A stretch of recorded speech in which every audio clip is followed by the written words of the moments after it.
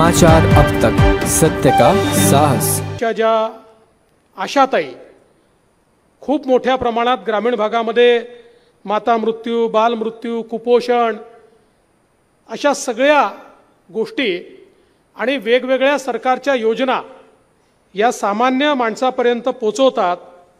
आज त्यांच्या कामामध्ये सुकरता यावी या दृष्टीने आपण हा निर्णय केला की आपल्या जिल्ह्यामध्ये जो खनिज विकास निधी आहे त्या खनिज विकास निधीच्या माध्यमातून आपण त्यांना चांगल्या प्रकारचा अँड्रॉइड मोबाईल दिला पाहिजे, जेणेकरून त्यांना ज्या नोंदी घ्याव्या लागतात त्या नोंदी सुकरतेने झाल्या पाहिजेत।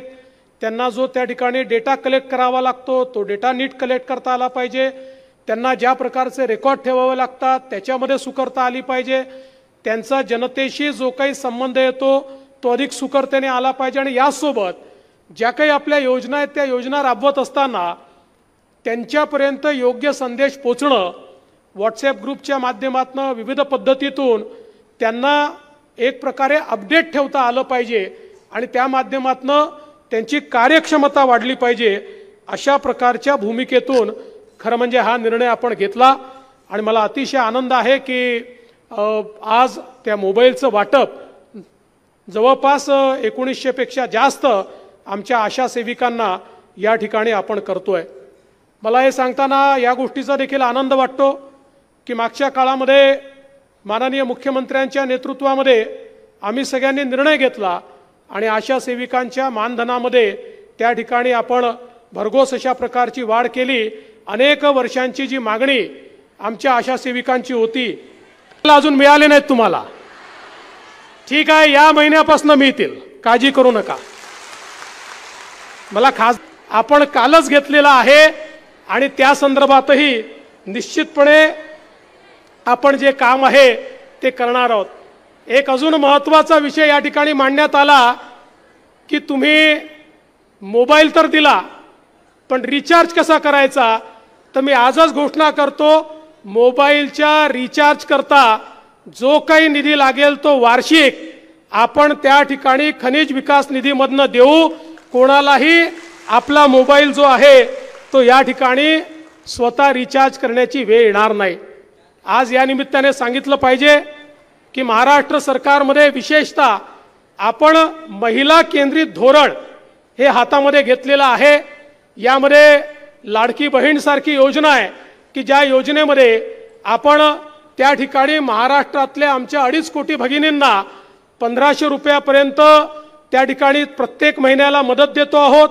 एवढंच नाही तर आमच्या ज्या सगळ्या मुली आहेत ज्यांना उच्च शिक्षण घ्यायचं आहे, आत्तापर्यंत प्राथमिक माध्यमिक शिक्षण आपण मुलींकरता मोफत केलं होतं, पण आता आमच्या मुलींकरता उच्च शिक्षण देखील आपण मोफत केलेलं आहे आणि प्रायव्हेट कॉलेजमध्ये देखील त्यांची जी काही फी आहे ती खाजगी कॉलेजमधली 507 कोर्सेसमध्ये इंजिनिअरिंग आहे, मेडिकल आहे, त्याच्यामध्ये BSc आहे, त्याच्यामध्ये नर्सिंग आहे, त्याच्यामध्ये MBA आहे, अशा वेगवेगळ्या 507 कोर्सेसमध्ये आमच्या मुलींना पूर्ण शिक्षण जे आहे ते मोफत देण्याचा निर्णय हा आपल्या सरकारने घेतला।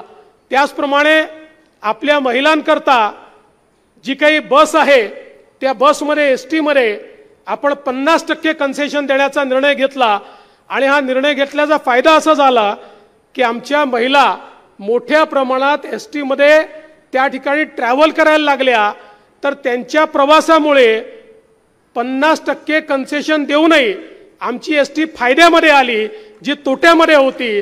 त्याच्यामुळे महिलांची ताकद काय आहे हे याच्यातनं आपल्याला पाहायला मिळालं। एवढंच नाही तर आता आपण महिलांकरता त्या ठिकाणी 3 गॅस सिलेंडर हे देखील मोफत देण्याचा निर्णय या ठिकाणी केलेला आहे आणि यासोबत वेगवेगळ्या प्रशिक्षणाच्या माध्यमातून जास्तीत जास्त महिलांना कशा प्रकारे रोजगार आपल्याला देता येईल अशा प्रकारचा प्रयत्न देखील आहे। आज एक अजून चांगला कार्यक्रम आपण हातामध्ये घेतला आणि मुख्यमंत्री कौशल्य प्रशिक्षण योजनेनंतर आता मुख्यमंत्री अप्रेंटिसशिप योजना आपण सुरू केली आहे। या योजनेच्या माध्यमातून आपण 10 लाख तरुणांना त्या ठिकाणी प्रशिक्षण देणार आहोत आणि त्या प्रशिक्षण कालावधीमध्ये अप्रेंटिसशिप कालावधीमध्ये त्यांचा महिन्याला 10,000 रुपयापर्यंतचा पगार हा राज्य सरकारच्या माध्यमातून आपण त्या ठिकाणी देणार आहोत। आत्ताच त्यातल्या काही लोकांना आपण त्याचं नियुक्तीपत्र दिलेलं आहे आणि मी तर जिल्हाधिकारी आता पुढे डीपीडीसी मीटिंग करता गेले आहेत, त्यांनाही माझ्या सूचना आहेत, आमच्या सीओंनाही माझ्या सूचना आहेत, जास्तीत जास्त आपल्या जिल्ह्यातल्या तरुणाईला या संदर्भात आपल्याला कशा प्रकारे काम देता येईल आणि आता मोठ्या प्रमाणात ज्या काही इंडस्ट्री आहेत त्या देखील तयार आहेत, कारण त्यांच्यावरचा जो भार आहे तो भार हा मोठ्या प्रमाणात आपण कमी करतो आहोत। त्यांनी जर त्यांना कामावर घेतलं तर 10,000 रुपयापर्यंतचा पगार हा राज्य सरकार देणार आहे आणि त्यांचा अप्रेंटिसचा कालावधी संपल्यानंतर एकतर त्यांना त्याच ठिकाणी नोकरी मिळेल आणि नाही मिळाली तर त्यांना शासनाच्या विविध योजनांमध्ये स्वयंरोजगाराकरता देखील त्या ठिकाणी कर्ज देण्याचा निर्णय आपण घेतलेला आहे। आपल्या राज्यामध्ये आणि आपल्या जिल्ह्यामध्ये मोठ्या प्रमाणात तरुणांच्या हाताला काम कसं देता येईल अशा प्रकारचा आपला प्रयत्न आहे। खरं म्हणजे आज या निमित्ताने मला सांगितलं पाहिजे की आपल्या जिल्ह्यामध्ये देखील मोठ्या प्रमाणात मग ती इन्फ्रास्ट्रक्चरची कामं असतील, रस्त्यांची असतील, इतर पिण्याच्या पाण्याची असतील, ही कामं आपण सातत्याने त्या ठिकाणी केली आणि आताच आमच्या अध्यक्ष महोदयांनी सांगितलं की आपल्याला प्राथमिक आरोग्य केंद्र जे काही बाकी आहेत ते देखील पूर्ण करायचे आहेत। निश्चितपणे त्याचा जो काही बृहत आराखडा आहे तो आराखडा त्या ठिकाणी तयार करून आणि त्या आराखड्याच्या माध्यमातून आपल्याला ज्या ज्या ठिकाणी आवश्यकता आहे त्या ठिकाणी चांगल्या प्रकारचे प्राथमिक आरोग्य केंद्र हे निश्चितपणे सुरू करता येतील। आपल्याला कल्पना आहे की मागच्या काळामध्ये आपण प्रत्येकाच्या घरापर्यंत दवाखाना पोचावा या दृष्टीने आपण कामकाज हातामध्ये घेतलं होतं आणि दवाखाना आपल्या दारी या कार्यक्रमाच्या अंतर्गत आपण मोठ्या प्रमाणात गाड्या तयार केल्या।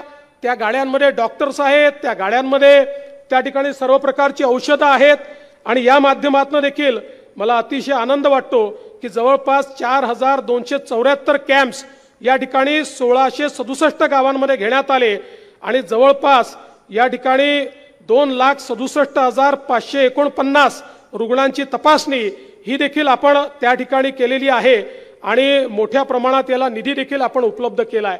खरं म्हणजे आरोग्याच्या क्षेत्रामध्ये आपण एकीकडे मुख्यमंत्री आरोग्य कक्ष सुरू केलेला आहे, दुसरीकडे आपल्याकडे ज्या काही सार्वजनिक सगळ्या हॉस्पिटल्समध्ये आणि विशेषतः ट्रस्ट हॉस्पिटलमध्ये जे चॅरिटीचे बेड्स असतात, यापूर्वी चॅरिटीचे बेड्स कोणाला मिळायचे हे कोणाला माहितीच नसायचं आणि त्यामुळे खूप मोठ्या प्रमाणात चॅरिटीतनं गरिबाचे जे ऑपरेशन मोफत झाले पाहिजेत ते होत नव्हते। आता त्या संदर्भात मी स्वतः एक डायनामिक प्लॅटफॉर्म तयार केला आहे आणि त्याच्यामध्ये महाराष्ट्रातल्या प्रत्येक जिल्ह्यातल्या चॅरिटी हॉस्पिटलमध्ये कुठलं बेड रिकाम आहे, त्या चॅरिटी हॉस्पिटलनी किती पैसा त्या ठिकाणी चॅरिटीत द्यायचा आहे आणि तो किती खर्च केला आहे याची सगळी माहिती आपल्याला त्या ठिकाणी उपलब्ध असते आणि या कक्षाच्या माध्यमातून आमचे जे काही गरीब आहेत, गरजू आहेत, यांना कुठल्याही प्रकारचं ऑपरेशन करायचं असेल तरी ते ऑपरेशन आपण मोफत करून देतो।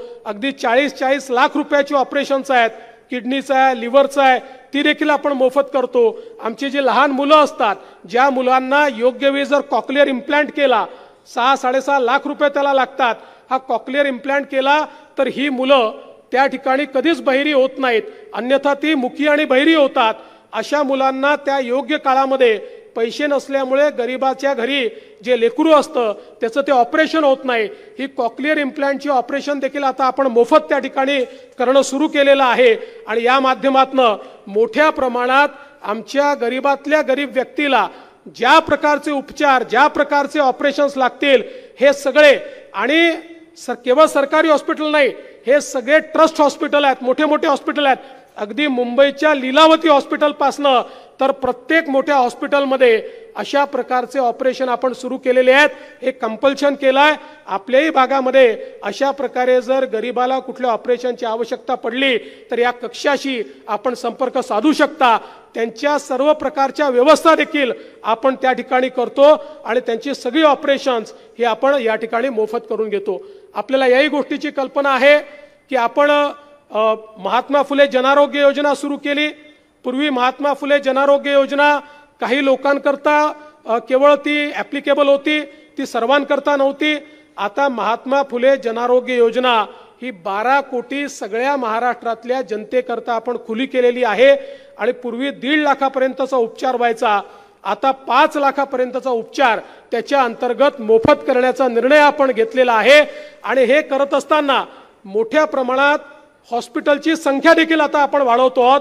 हॉस्पिटलचं एम्पॅनलमेंट देखील आपण सुरू केलेलं आहे, जेणेकरून कुठल्याही गरीबाला त्या ठिकाणी आपल्याकडे पैसा नाही म्हणून आपल्याला ऑपरेशन करता येत नाही अशा प्रकारची अवस्था येऊ नये, अशा प्रकारचा आपला प्रयत्न आहे. आज या निमित्ताने मी आपल्याला एवढंच सांगू इच्छितो, अनेक गोष्टी राज्य सरकार करण्याचा प्रयत्न करते आहे. सगळ्या गोष्टी काय एकत्रित होतील असं नाही आहे, पण मी निश्चितपणे सांगतो, माननीय मुख्यमंत्री एकनाथराव शिंदेजींच्या नेतृत्वात आमचं राज्य सरकार हे अतिशय वेगानं या ठिकाणी समाजातल्या सर्व घटकांकरता निर्णय घेण्याचा प्रयत्न करते आहे. आणि मी तुम्हाला आश्वस्त करू इच्छितो की ज्या गोष्टी झाल्या आहेत त्या वेगाने इम्प्लिमेंट कशा होतील आणि ज्या गोष्टी झाल्या नाही आहेत त्या गोष्टी वेगाने त्याचे निर्णय कसे होतील असा प्रयत्न आमचा असेल. मी पुन्हा एकदा आमच्या अध्यक्षांनी जी खंत व्यक्त केली, जरूर तुम्ही काही काळजी करू नका, त्या संदर्भात काही जर कमतरता असतील तर त्या पूर्ण करण्याचा प्रयत्न आपण करू.